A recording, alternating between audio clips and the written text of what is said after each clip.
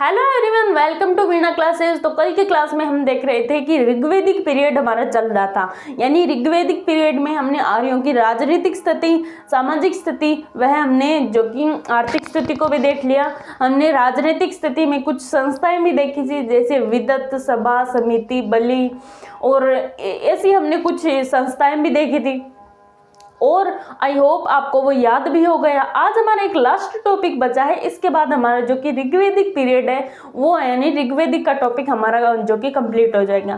तो ऋग्वैदिक पीरियड की आपको पीडीएफ जो कि टेलीग्राम चैनल पर मिलेगी और आपकी इसकी क्विज भी टेलीग्राम चैनल पर मिलेगी, ताकि क्विज लगाने से आपको पता चल लगा सकते हो कि हमारे इस टॉपिक में कितनी पकड़ है, ये टॉपिक हमारे कितने ज़्यादा याद है। तो टेलीग्राम की लिंक है जो कि वीडियो के डिस्क्रिप्शन में दी गई है या कमेंट बॉक्स में पिन भी की हुई है। इसके बाद हम एक नया टॉपिक स्टार्ट करेंगे। आज हमारा एक लास्ट हेडिंग बची है जिसका नाम है आर्यों की धार्मिक स्थिति। आर्थिक स्थिति तो हमने पढ़ ली, यानी आर्यों की धार्मिक स्थिति।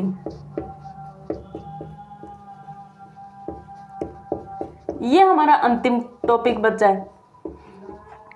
धार्मिक स्थिति में हम अब क्या पढ़ेंगे कि ये आर्य थे जो कि एकेश्वरवाद को भी मानते थे, एकादिदेववाद को भी मानते थे और बहुदेववाद को मानते थे। ये सब क्या होता है, अब हम एक एक चीजों को देखते हैं।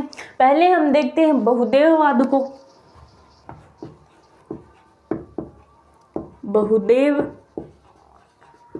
को देखते हैं सबसे पहले। ये बहुदेववाद क्या होता है, यानी कि आर्य थे जो कि सभी देवताओं की पूजा करते थे, यानी आर्यों जो कि अनेक देवताओं की पूजा करते थे, यानी कि सारे देवताओं के। फिर आता है हमारा एकेश्वरवाद, यानी कि ये एक देवता की पूजा भी करते थे। एक एक टॉपिक को देखते हैं। पहले हम देखते हैं बहुदेववाद को, यानी आर्य थे जो सभी देवताओं की पूजा करते थे।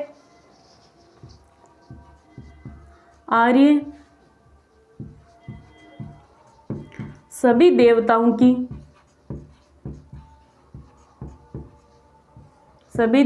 की पूजा करते थे।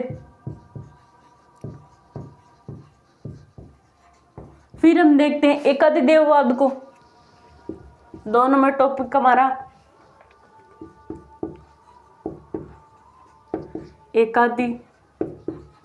एकादिदेववाद क्या होता है।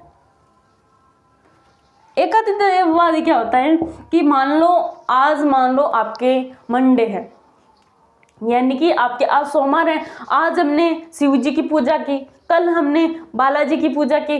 तो क्या होता है कि जब हम सोमवार को पूजा करते हैं या मंगलवार को पूजा करते हैं तो वो देवता है जो कि हमारे ज़्यादा महत्वपूर्ण हो जाते हैं और सभी देवता हमारे कम महत्वपूर्ण होता है। जैसे पहले दिन हमने शिव जी की पूजा की, अगले दिन हमने बालाजी की पूजा की, तो अगले दिन हमारे जो कि बालाजी सबसे ज़्यादा महत्वपूर्ण देवता होते हैं और सभी जो कि गौण देवता होते हैं कम महत्वपूर्ण देवता होते हैं। तो ये होता है आपका एकादिदेववाद, यानी एक देवता को अधिक महत्वपूर्ण। आर्य एकादिदेववाद में भी विश्वास करते थे। आर्य एक दिन के लिए देवता को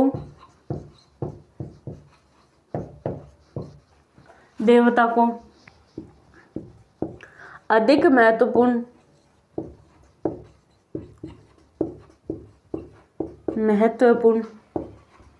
मानते थे। अर्थात एक दिन के लिए वो सभी देवता हैं जो कि गौण हो जाते थे। सभी देवता गौण या कम महत्वपूर्ण होते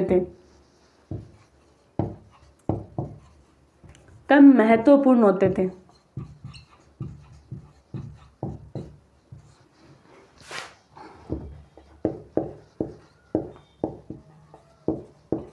ये हो गया हमारा एकादिदेववाद। एक बचा है हमारा एकेश्वरवाद, यानी कि एक देवता में भी विश्वास करते थे। 3 नंबर आपका एकेश्वरवाद, यानी एक देवता में विश्वास करते थे।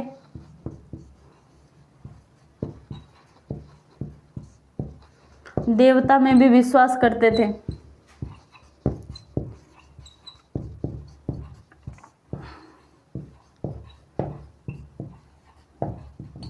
तो ये थी हमारी जो कि आर्थिक स्थिति में 3 प्रकार के हमारे थे आर्थिक स्थिति, बहुदेववाद, एकाधिदेववाद और एकेश्वरवाद।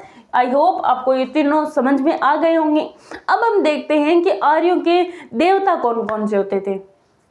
देवता में जैसे इंद्र, अग्नि, वरुण, इन सभी देवताओं को हम एक एक लाइन से एकदम डिटेल से पढ़ लेते हैं। तो ये आपने लिख लिया होगा, एकेश्वरवाद, एकाधिदेववाद और बहुदेववाद। अब हम थोड़ा देवता के बारे में जिक्र कर लेते हैं।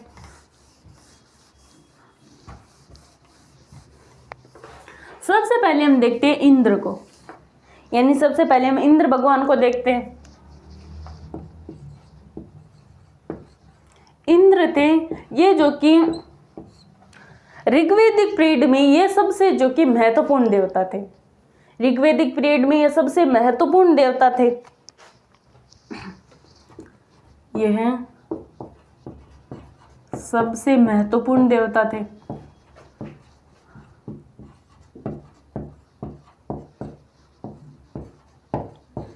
यानी आर्य थे जो इनको महत्वपूर्ण मानते थे। और दूसरा आता है हमारा अग्नि। अग्नि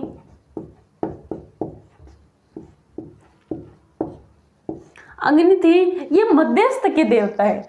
मध्यस्थ आप समझते हो, जैसे हमारे और देवताओं के बीच में ये मध्यस्थ का काम करते हैं। जैसे कि हम भगवान को भोग लगाते हैं तो हम बीच में अग्नि का माध्यम लेते हैं। जैसे हमने भगवान को भोग लगाया तो हम देवता को साक्षात्कार तो दे नहीं सकते, तब हम अग्नि पे रख के जो कि भगवान को समर्पित करते हैं। तो ये अग्नि देवता है जो कि मध्यस्थ का काम करते हैं।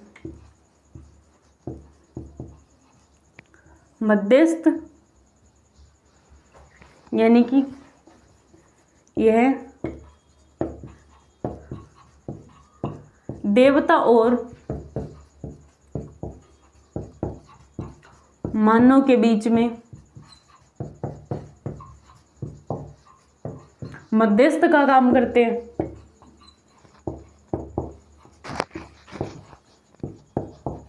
मध्यस्थ का काम करते हैं। एक आपके देवता है जिसका नाम है घोष, या इसे हम घोष भी कह सकते हैं, या इसे हम सिर्फ गो कह सकते हैं। ये क्या है? ये भी एक देवता है। ये सबसे प्राचीनतम देवता माने जाते हैं, यानी ये सबसे प्राचीनतम देवता है। ये सबसे प्राचीनतम देवता है।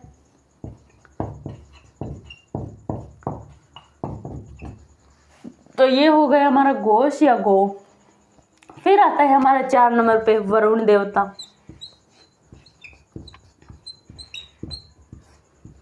ये भी आर्यों के देवता थे। इन्हें माना जाता है कि ये जो कि सोने के 1000 स्तंभों वाले महल में रहते हैं, यानी कि सोने के 1000 स्तंभ उस महल में जो कि वरुण देवता रहते हैं। इतना हमें वरुण देवता के बारे में जो कि जिक्र मिलता है। यह है सोने के 1000 स्तंभों वाले महल में रहते हैं।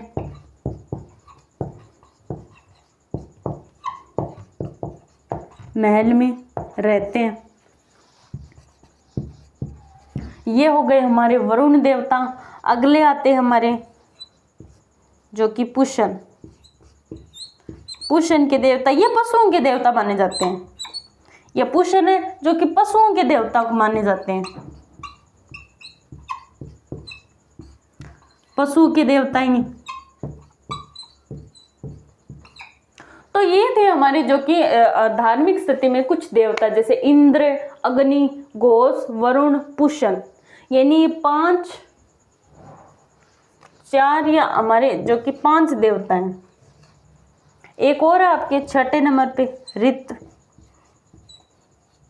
ये भी इनके देवता। इनके बारे में हमको जानकारी तो नहीं मिलती है इसे, लेकिन आप लिख लो कि पहला आपका जो कि इंद्र है, दूसरा अग्नि है, तीसरा घोष या गो है, और आपके वरुण, पुष्ण और आपके ऋत। ये सभी हमारे देवता हैं। अब हम आपको यहाँ दिखाई नहीं दे रहे, यहाँ ऊपर लिख देते हैं आपको।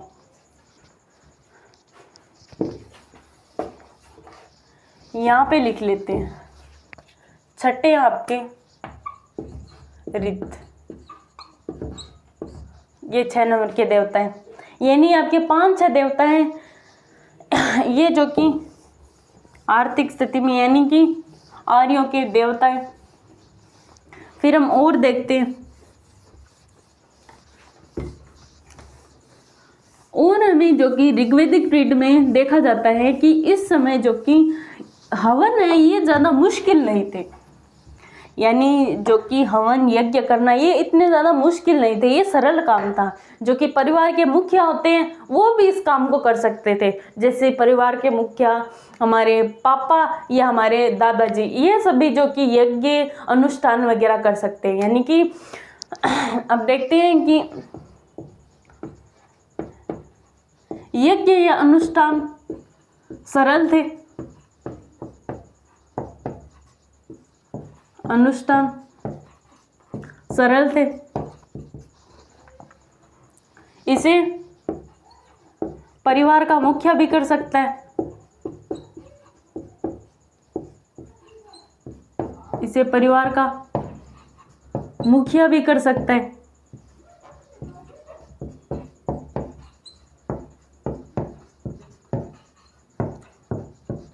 यानी यज्ञ वगैरह ये सब एकदम इजी रूप में थे। परिवार का मुखिया होता है वो भी इसे कर सकता है। फिर हम देखते हैं कि हमारे जो कि अंतरिक्ष के देवता और जो कि पृथ्वी के देवता और आकाश के देवता, इन तीनों देवताओं को भी एक बार हम देख लेते हैं।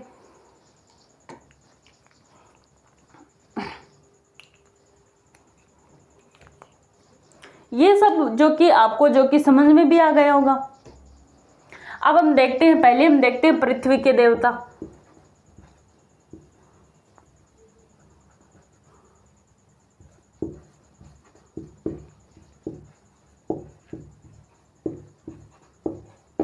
और अंतरिक्ष के देवता,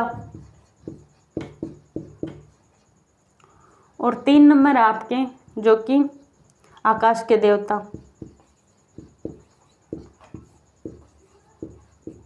आकाश के देवता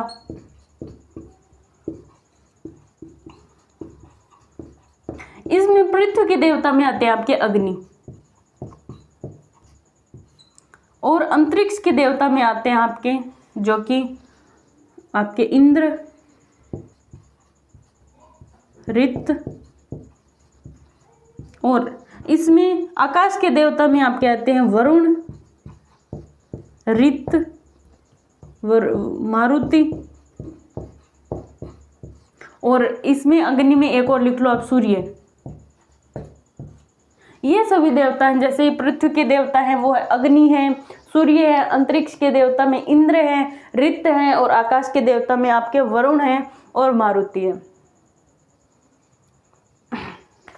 तो ये हो गई हमारी जो कि आर्यों की धार्मिक स्थिति भी हो गई। अब हम एक नया टॉपिक स्टार्ट करते हैं, उत्तर वैदिक काल। यानी हमने ऋग्वैदिक पीरियड भी पढ़ लिया, अब हम देखते हैं उत्तर वैदिक काल को। एक नया टॉपिक स्टार्ट करते हैं हम इसी क्लास में।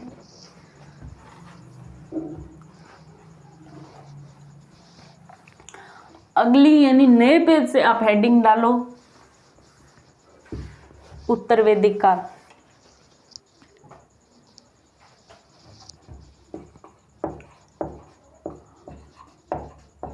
उत्तर वैदिक काल या उत्तर वैदिक पीरियड। इसका टाइम पीरियड क्या है? इसका टाइम पीरियड है 1000 से 600 BC, ये इसका पीरियड है। अब हम देखते हैं कि इस समय जो कि आर्य थे, पहले तो वो ऋग्वेदिक में वे सिंधु नदी के तट पर रहते थे, लेकिन अब ये आर्य है जो कि गंगा व यमुना यानी दोआब नदियों के तट पर तक पहुंच चुके थे। एक राजा है जिसका नाम है विदेह माधव, और एक पुरोहित है जिसे हम कहते हैं जो कि गोमती।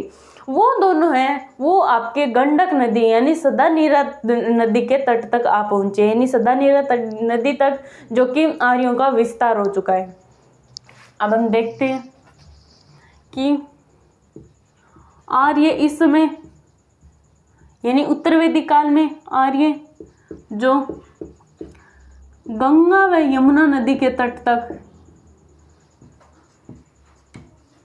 यमुना नदी तक फैल चुके थे।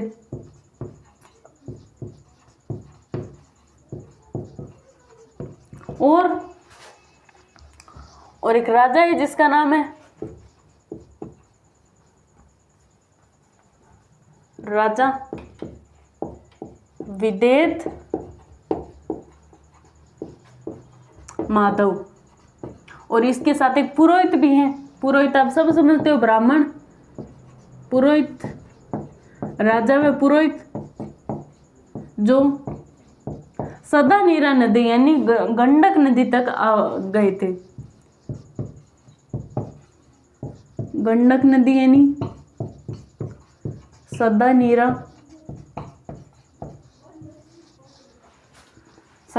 नदी तक आ चुके थे, यानी यहां तक गंडक नदी तक जो कि आर्य फैल चुके थे।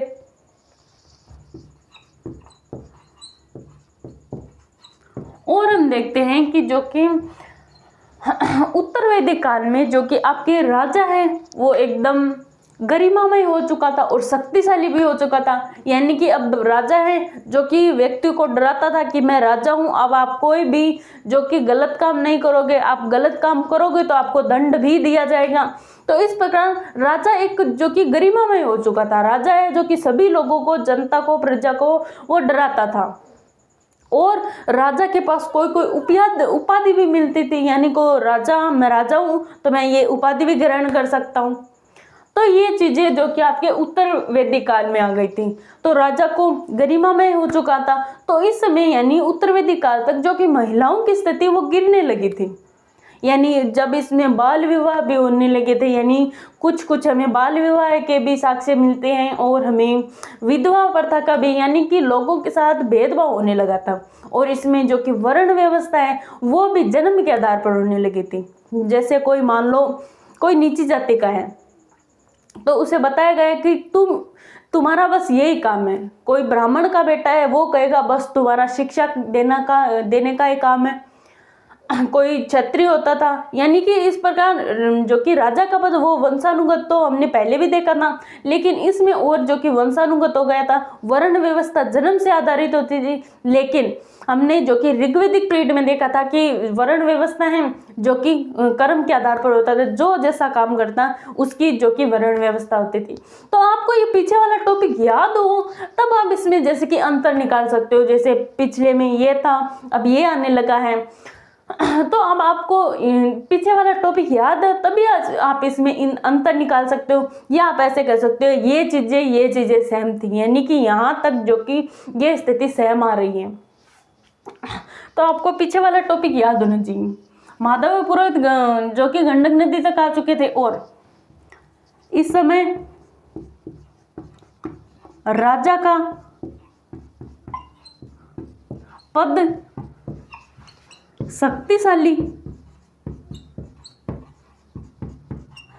शक्तिशाली और गरिमामय होने लगा।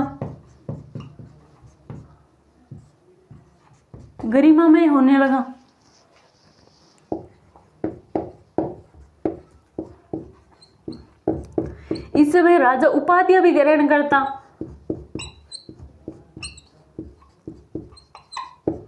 राजा उपाधियां भी ग्रहण कर लेता।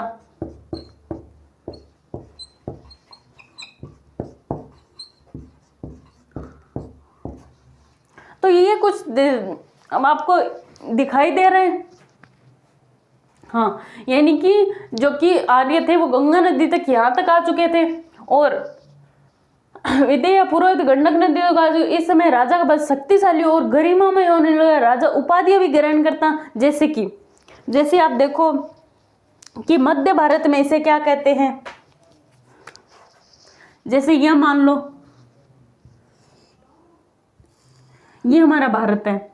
यहाँ उत्तर, दक्षिण, पूर्व और आगे पश्चिम।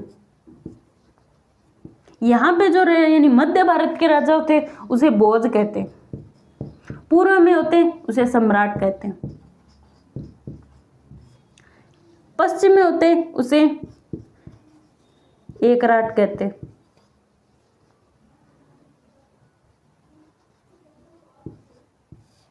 यहाँ उत्तर में होते उसे विराट कहते हैं। यानी कि ये हो गया था हमारे जो कि उत्तर में उसको उत्तर में राजा की विराट उपाधि होती, मध्य में होता तो उसकी भोज उपाधि होती, वह पूर्व में होता उसे सम्राट कहते, वह दक्षिण में होता उसे एकराट कहते, सॉरी यहाँ पे लिख लो स्वराट, सम्राट स्वराट दक्षिण में होता तो उसे एकराट।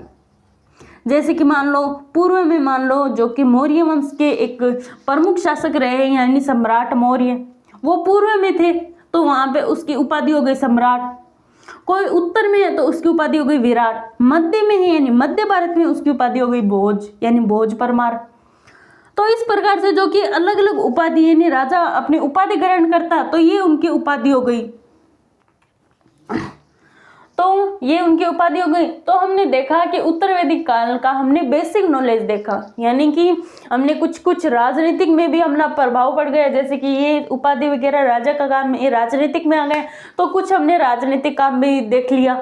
तो आज की क्लास में इतना ही पढ़ेंगे। आज की क्लास में हम एक नया टॉपिक स्टार्ट कर दिया उत्तर वैदिक काल। तो आज की क्लास में हम इतना ही पढ़ेंगे। आज अब आपको वैदिक ऋग्वैदिक जो कि हमारा पिछला टॉपिक था ऋग्वैदिक काल का, उसकी पीडीएफ आपको टेलीग्राम चैनल पे मिलेगी और आपको कुछ भी मिलेगी, और मैंने पहले भी बताया इसकी लिंक है जो कि वीडियो के डिस्क्रिप्शन में दी गई है। तो आज की क्लास में हम इतना ही पढ़ेंगे। कल की क्लास में आओ तो ये सब आप याद करके आना, तभी आपको जो कि आगे इंटरेस्ट आएगा टॉपिक पढ़ने में। नहीं आपके पीछे वाला कुछ याद नहीं है तो आगे पढ़ने का क्या ही फायदा। तो आज की क्लास में इतना ही, मिलते हैं नेक्स्ट क्लास में, तब तक के लिए जय हिंद, राधे राधे।